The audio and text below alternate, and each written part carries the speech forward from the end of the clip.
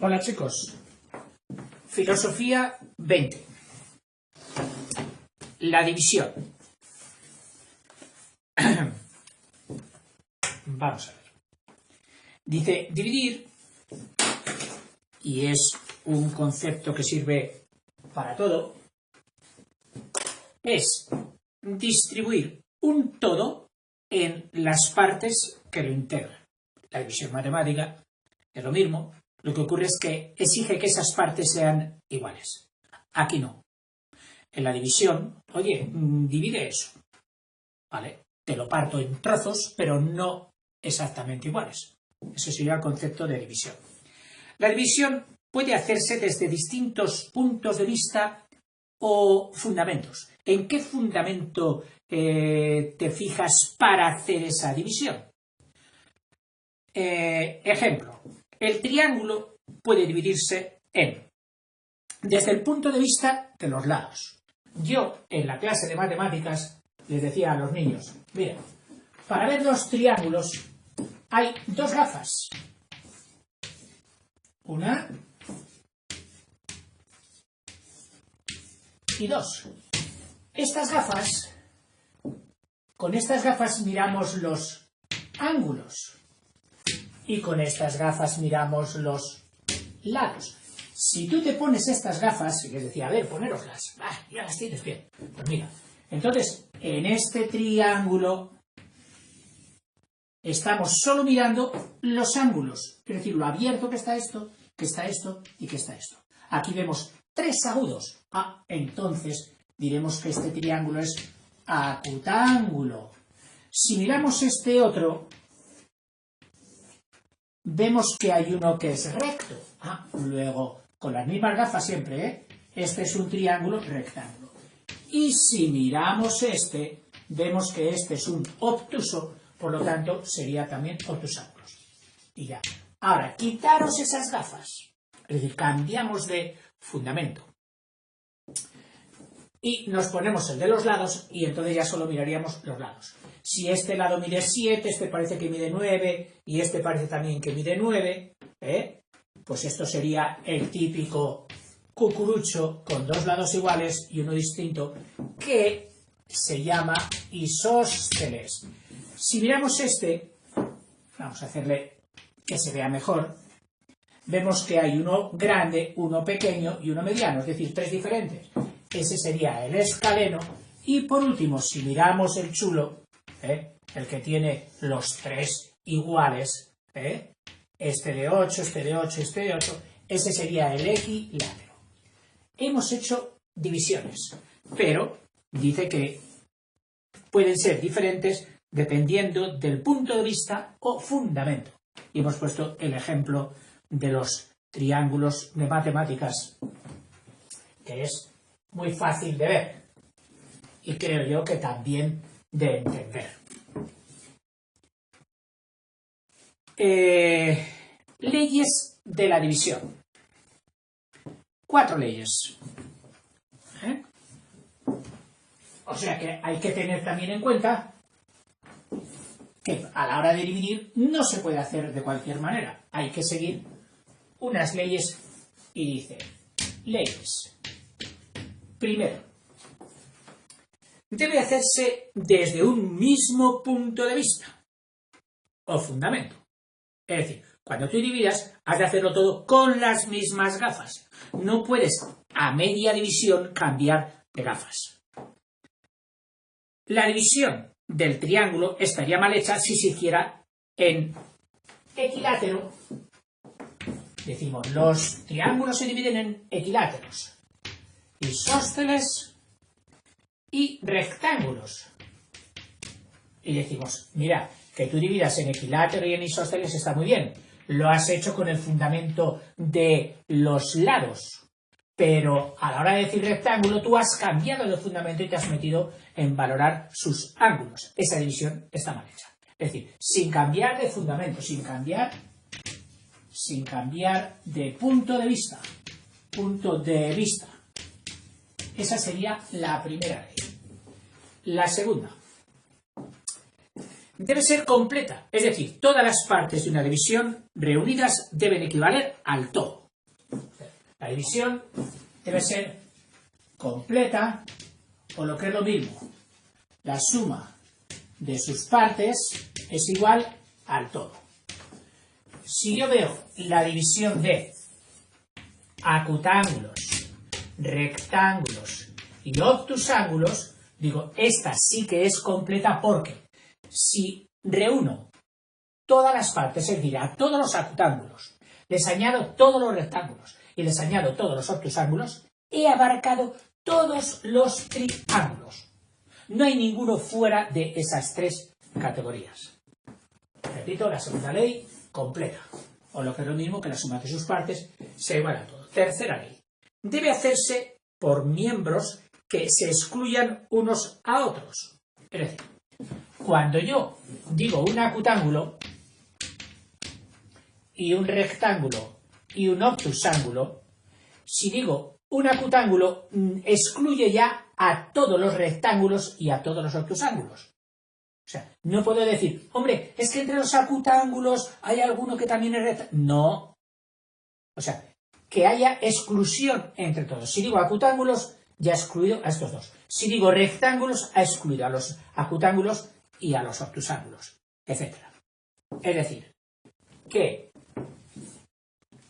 debe hacerse por partes que excluya cada una a las demás. Que excluyan a las demás. O sea, si es acutángulo ya no puede ser ninguna de las otras cosas. Esa es otra ley de las divisiones. Y por último, debe ser ordenada. Es decir, proceder de las clases más generales a las menos generales. Es decir, de lo universal a lo particular. Del triángulo se divide, triángulo que es el concepto universal aquí, se divide en lo particular, en acutángulos, obtusángulos, etc. Cuarta ley va de lo general a lo particular. Y esas serían las 4 leyes de la división, que pienso yo que no ha sido una cosa muy difícil. Pasamos ahora a la clasificación. ¿Es lo mismo clasificar que dividir? Pues no, parece que no. Más bien se puede arguir o se puede decir que es lo inverso. Mira, cuando vemos el cuadro sinóptico de una división, lo veremos así.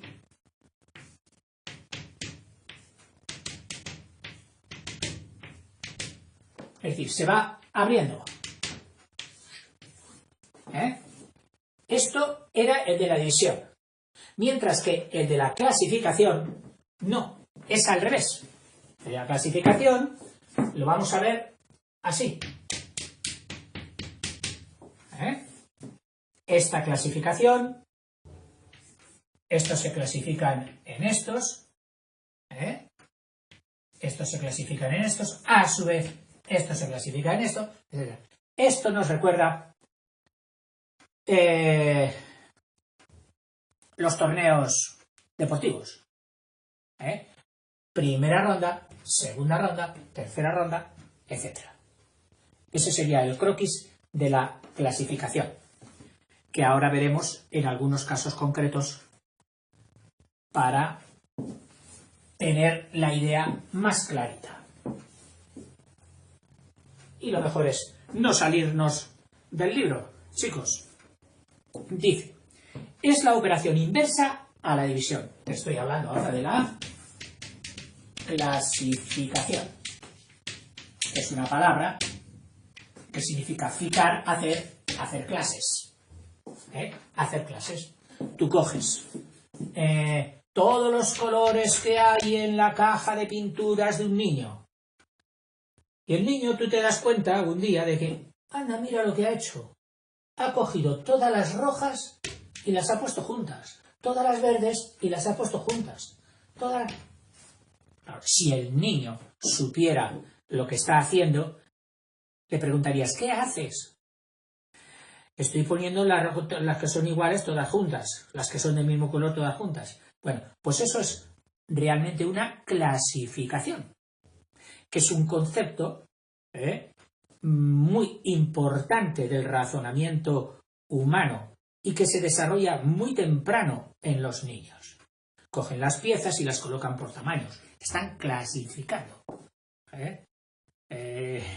Perdonad que cite a mi nieta cuando era algo más pequeñita. Le encantaba hacer esto. Y decía, lo estoy casiflicando. Lo estoy casiflicando. Bueno, pues la casiflicadora. Bien, estamos con la clasificación. Y que consiste en la agrupación de individuos, individuales, en especies, y estas especies a su vez en géneros, hasta llegar a un todo, a solo uno. El croquis del cuadro sinóptico de clasificación. Tiene clases de clasificaciones. O sea, esto ya es rizar el rizo. Las clasificaciones tienen también clases. Perfecto, perfecto. Vamos, que se toma su propia medicina. Clasificación. Clases. Y sin embargo, lo que vamos a hacer ahora es una división. División de las clasificaciones. Dice, hay clasificaciones artificiales. ¿En qué se fijarán para hacer una clasificación? Dice, fundadas en caracteres accidentales. Es decir, no en esenciales, sino en caracteres no esenciales. No esenciales. Ejemplo, el que estuviera clasificando una biblioteca, pues por el tamaño de los libros. Oiga, ¿dónde puedo encontrar tal libro? ¿Y de qué tamaño es ese libro? Pues mire, una cosa así. Pues suba usted a la tercera planta. No suele ser lo normal. En las casas sí, a veces lo hacemos, porque hemos hecho una librería, hemos hecho un armario que tiene las baldas o las estanterías de distintas alturas. Y claro, el libro que es grande solo lo puedes meter aquí. En los libros medianos los puedes meter aquí, los libros pequeños aquí, tal. Estarías clasificando por algo no esencial, que es por el tamaño de los libros. No tienes tantos como para no encontrarlos. Ahora, si tienes muchos, ya esta ordenación mejor que no la hagas, esta clasificación mejor que no la hagas. O bien, tratándose de plantas, pues atendiendo al número de estambres de una flor. Jolín. Sí. La naranja está aquí juntamente con tal y con tal porque sus flores tienen pues 19 estambres. Esta sería una clasificación muy artificial. Clasificaciones naturales. Artificiales, pues naturales. Dice, fundadas en la misma naturaleza de las cosas. Por ejemplo, la de las plantas, pues por la manera de multiplicarse. Fíjate que te suena algo de la clasificación de las plantas en angiospermas, gimnospermas, y esa palabra espermas significa semilla. Por la manera de multiplicarse, cómo producen sus semillas.